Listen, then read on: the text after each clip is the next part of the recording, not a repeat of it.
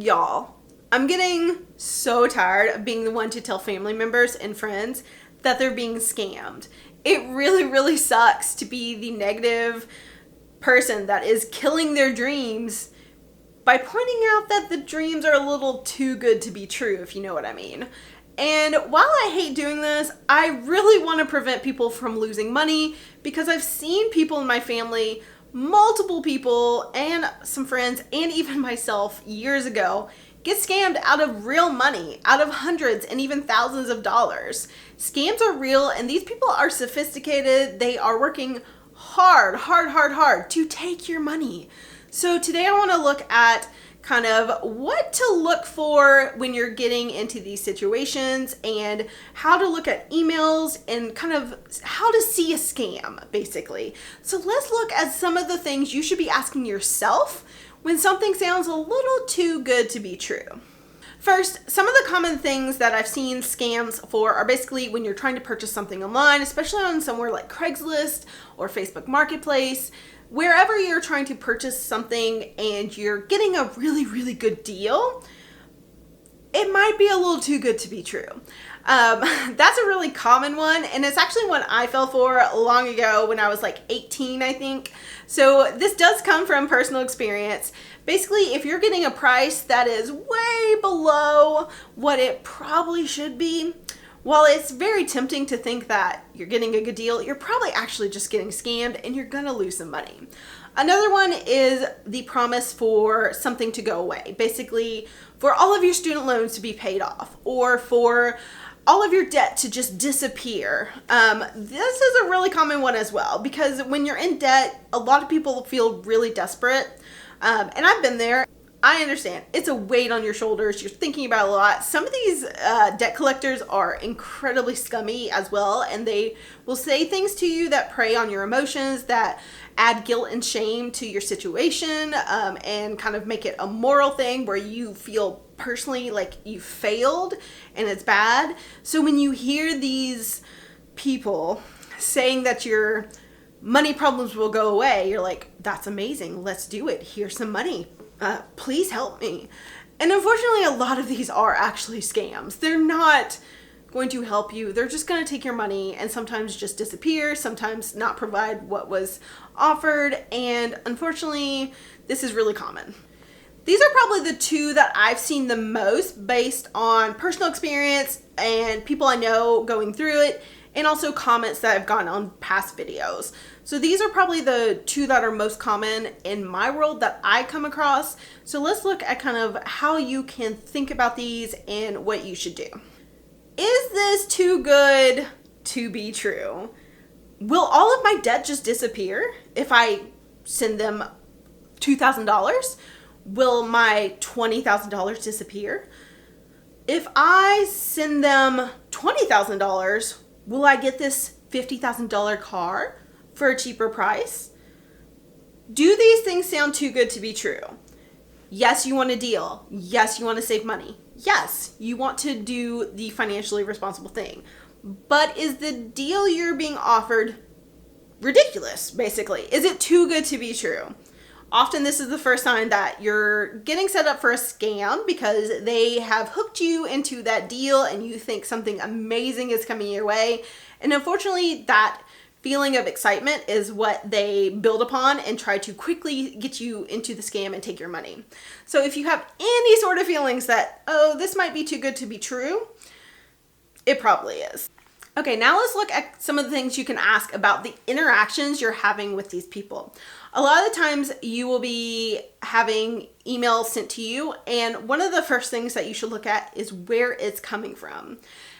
People can put whatever they want in the name of the email and it will show up as that. What you need to look at is where it's coming from. Is it coming from support@coinbase.com or is it coming from support@coinbaseslogin.com?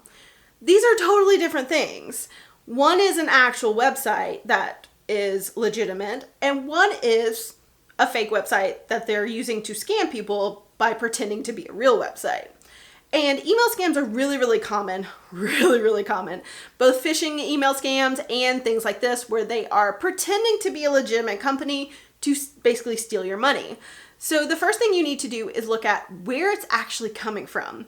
They can have the logo plastered all over the place. They can have the name that says, support from this mega company.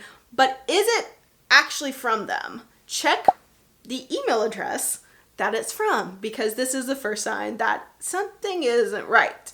If it's not from the legitimate company, which often in scams, obviously it's not, that means you need to disconnect and walk away. A really, really easy thing as well, not only looking at the place it's coming from, is the content of the email you're getting and the conversations that you're having with this person. Are there spelling mistakes? Are there grammar issues? Is the English kind of, not quite right? Because if so, you're probably dealing with a scammer that has good English but isn't perfect. So you probably want to look at it really, really carefully and kind of look through and examine, are there mistakes here? Are there weird ways that they're saying things that don't quite make sense, or someone that you normally talk to wouldn't say it that way? These are kind of tips that you're probably dealing with someone that is not up to snuff. Another thing you should look at is, do you have to pay in a unusual way? Are they asking you for crypto or gift cards or transferring money via like Western Union or something? All of those things might be legitimate in certain situations, but let's be honest, if you are dealing with a situation that seems too good to be true, kind of fishy, and then they're asking you to pay in a really weird way, sounds like a scam, right? Because it probably is. A lot of times scammers are asking for money in these unusual ways because they are ways that are not easy to get it back. You are not able to track them, or you're not able to get that money back. There are ways to pay that you personally don't have a lot of options. You can't file claims. You likely just won't get the money back because it's in a format that is more or less just gone once it's gone. And this is why scammers are asking you to do that, because they know once they get their hands on that money, you are 99% sure not to get it back. So if they're asking you to pay for something in a really kind of unusual way, take a second. It's probably a scam and you probably need to step back. And the final thing I want to talk about is the last question you should ask yourself, which is, has someone else reviewed this for me?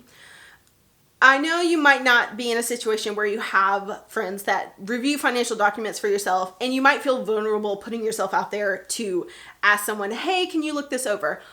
But it is worth it to ask someone else before you make a decision that can cost you hundreds or thousands of dollars. It is important to find people that you trust enough to ask them questions and ask them to review your situation. Before you spend $20,000 or before you send $5,000 to someone, you should have someone else review it. Let them check it out. Let them see, do they get scam vibes? Do they feel kind of weird about it? Do they think you're making a good decision? If you have a partner, maybe it's that person. If you have family members that can do it, maybe them. If you don't have someone like that, maybe you reach out to a lawyer or a CPA or someone that is a financial coach, even someone that can help you examine, is this situation too good to be true? If they are trying to push it through fast, get you to make that decision quickly based on your emotions, and they won't let you have time to review it and have someone else, a trusted source, review the deal, then it's probably a scam, because they are trying to get you to act without thinking, trying to get you to let go of your money without having someone else review it. And that is definitely a thing you need to watch out for. If you're acting purely based on emotion and having someone pressure you to do so, it's likely a scam, and you need to step back, reach out to someone, have them review the situation, and see if they think it's a scam as well. So basically, these are some of the things that you can look for, some of the things you can do to help prevent yourself from falling from a scam. I promise, if you have fallen for one of these things before, you are not stupid, you're not silly, you are not anything negative, because it happens to reasonably smart people all the time. It's really easy to fall prey to the emotional tactics that these people work on, and they work really hard at scamming people out of money. It is something that these people are dedicated to, so don't feel bad. It happens. It's happened to me, it's happened to people I know, and I hope that you can prevent it from ever happening to you.